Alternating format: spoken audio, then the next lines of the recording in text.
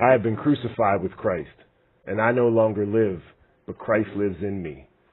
Those words sound so great and uplifting. It's Galatians 2:20. And we know that we are saved by grace through faith, and yet it can be so easy to be distracted.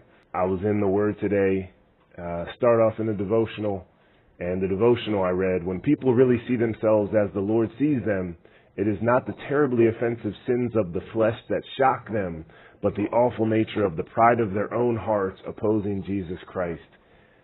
And I see that in myself all the time.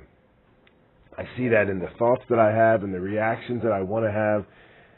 The good thing is that I see myself, I can look back 10, 20 years ago and see that I did react abruptly, and even though sometimes my instinct is to react the same way, I don't now.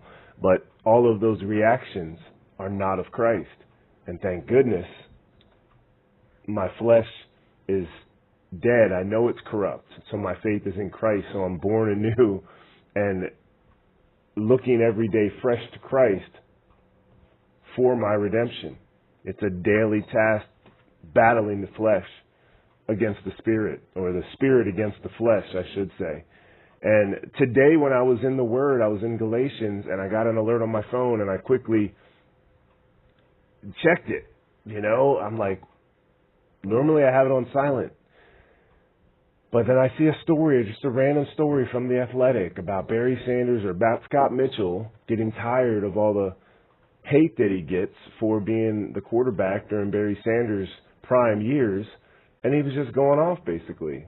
And the amazing thing about it was everything he was saying, I could remember like it was yesterday. And this was 30 plus years ago. He signed with the Lions in 1993 when I was still in high school.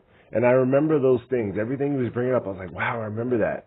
And obviously, I remember things from when I was a little kid. And so it just made me think about the amazing way the Gospels have been preserved. Most scholars agree the book of Galatians was written within 40 to 50 years after Christ. But that wasn't the first. Obviously, we had the Gospels that were written much sooner. So we have all these eyewitness testimonies that were written. And it just reminded me of the reliability of the Gospels and how easy it is to recall. And back then, there weren't nearly as many distractions.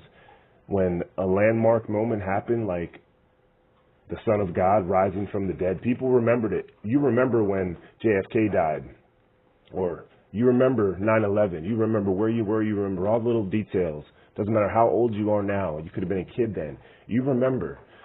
So things like the Son of Man coming and rising from the dead and people trying to cover it up, you remember all the details. And it also reminds me of the pride, because then all of a sudden I get distracted so easily and I read this story. And why? Because it's familiar, because I've seen it with my own eyes. My flesh gravitates to it. The story about the Lions. I wasn't even a Lions fan. I was a Barry Sanders fan. But there was so much pride and ego in that locker room. Barry had to be paid more than Scott Mitchell. People resented Scott Mitchell because they let go Eric Kramer. You see how these facts can just come off my head? Like I read that story in 5 minutes, and then I remember all these things that mean nothing, that mean absolutely nothing. So think about the one thing in human history that means everything, and how much more that would be inscribed on the hearts and minds of those who lived during the times of Jesus, to share it with us because it's of eternal importance. So, it's amazing where your mind and heart can go when you're trying to do the right thing, but it's so easy to get distracted in this world. But the one thing we have to come back to is the cross of Christ. I'm crucified with Christ. So it's no longer me that lives. The flesh is dead in me. I live now for Christ. And I'm going to mess up because there's no perfect examples of Christ, but we can do our best. And the more we focus on Him, the more we can be like Him, the less we can be like the idols that the world props up, even like a Barry Sanders, who I always thought was super humble, and he was a very humble guy. He never celebrated after a touchdown. He just gave it back. But even him, there's pride in there when he had to be paid more than his quarterback. There was a lot of people on that team, like Momus Brown admitted, he missed a block intentionally that ended up knocking Scott Mitchell out for the entire season. Like this kind of underhanded stuff, and you're talking about athletes making millions of dollars. We put them on a pedestal. If only we could do the same for Christ, who died for us. I pray this blesses you. God bless you. See you tomorrow.